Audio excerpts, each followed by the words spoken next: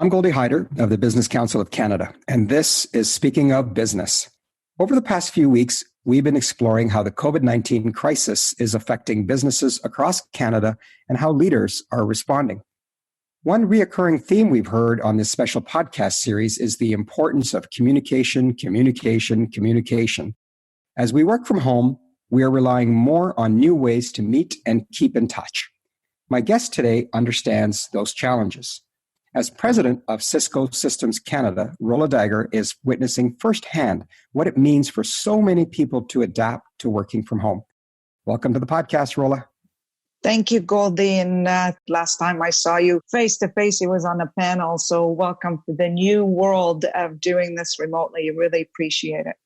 Well, let's jump into this because, you're living it, right? I mean, with Cisco and your technology, we're seeing it all across the world being used with G7 leaders and others in our cabinet and so forth. So why don't we first start with just the exponential increase that's likely happened in the use of video conferencing over the past few weeks. What sort of pressure has that put on your team to deliver the service? I can tell you that no one thought about going to sleep and waking up and the entire world will be working remotely from home. That's for sure. I think it was a big shock for everybody, but at Cisco, we are absolutely blessed on so many levels, Goldie, because we've been actually working from home for the past 10, 15 years with the technology that we have. So when I say we're blessed on so many levels, because a lot of people don't have that luxury. So the impact we've had internally is very minimal in order for us to transition. But I will tell you the increase that we've seen across the globe is insane. So I'll just give you a little bit of stats. March alone, we saw 20 billion minutes used a video just in March. We had over 15 million meetings done on a daily basis, and that's just group meetings, not one-on-ones. Wow. It's been amazing. Chuck, our global CEO, was just amazed how quickly we actually embraced and had every single customer up and running and getting data centers up in New York and in China in 24 hours, which is unheard of. So our people have been working around the clock globally and specifically in Canada to ensure that we're keeping up with the demands and specifically the priorities of the front line. And our CEO made it clear it's not about who you know. The priority is always going to be around healthcare, around people that are on the front line fighting the crisis. And I will tell you what we've done with WebEx in the last 2 months of offering organization free access for 3 months and offering security and privacy on top of that. Because as you know, for us specifically, security and privacy is not negotiable, period, full stop.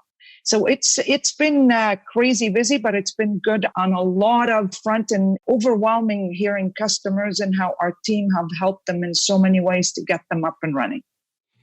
Well, look, part of what is being tested is not just the technology, but the infrastructure that supports the technology. And, we've been having a lot of discussions in Canada about 5G technology. You're a global company. You're seeing how your technology is being impacted by the infrastructure available to it in different parts of the world. What are you learning about Canada compared to other countries? We have to move a lot faster. The quickest thing I learned is every single organization that put technology and digital transformation at the back burner is actually a big wake-up call for them to move it to the front.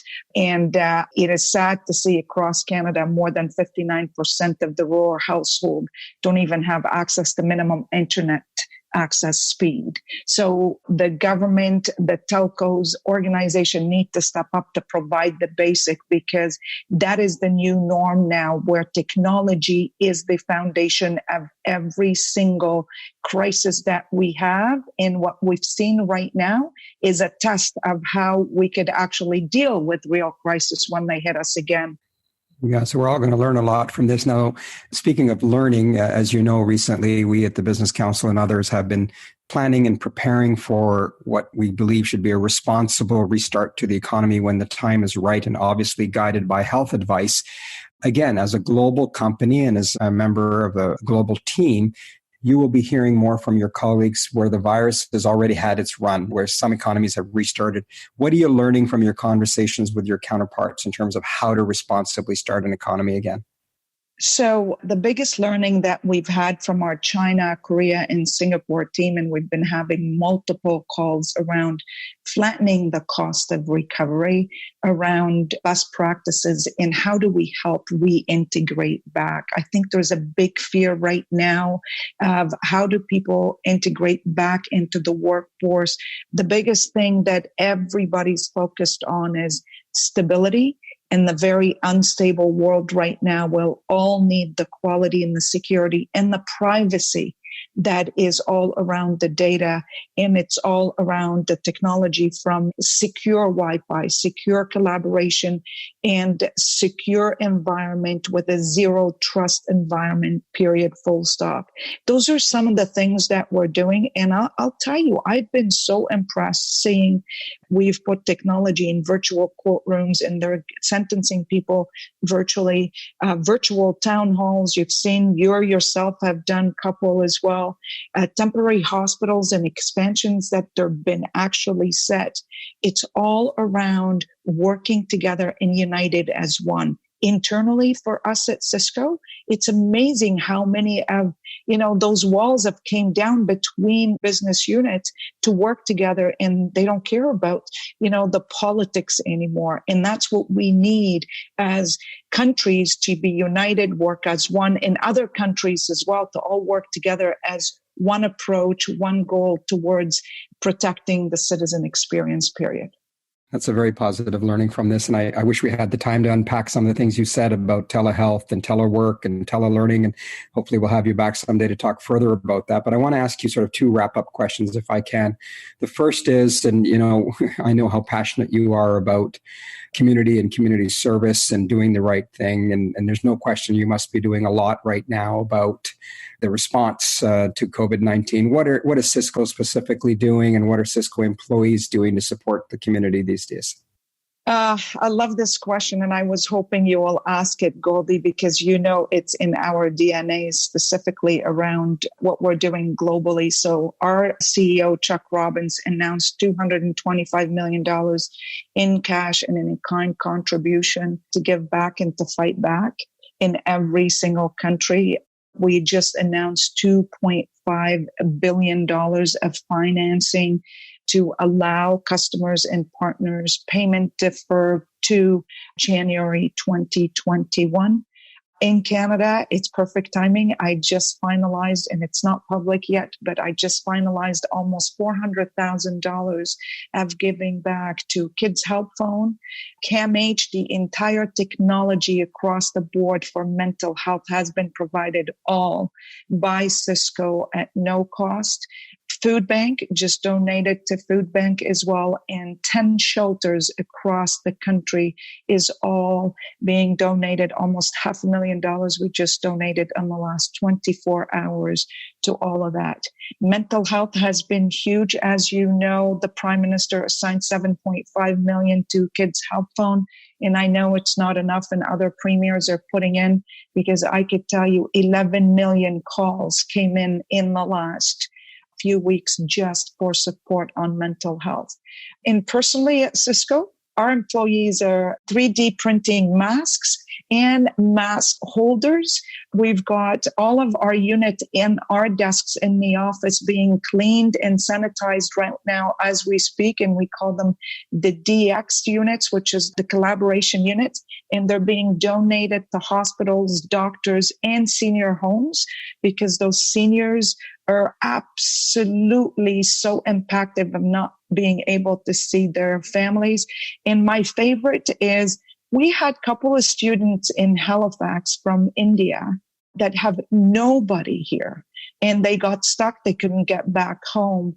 And one of our leaders from India, their cousins reached out and said, can you please help my kid in Halifax at Dalhousie, because he has no food and he's been sick. And our Halifax local team put a package together for him was sanitizers and wipes and food and everything for 2 months and dropped it off at the university. And that is the heart and the soul at Cisco, as leadership is all about leading with your soul, mind, and heart, because it's all about giving back. Terrific. Well, look, if you can sneak in a quick answer on this question, that would be great, because I want people to hear what you have learned, how you have changed as a result of this crisis as a leader. I have to tell you, the silver lining for me is feeling blessed and appreciate what we have today. As you know my story, I come from a war zone where most of my youth is in a bomb shelter.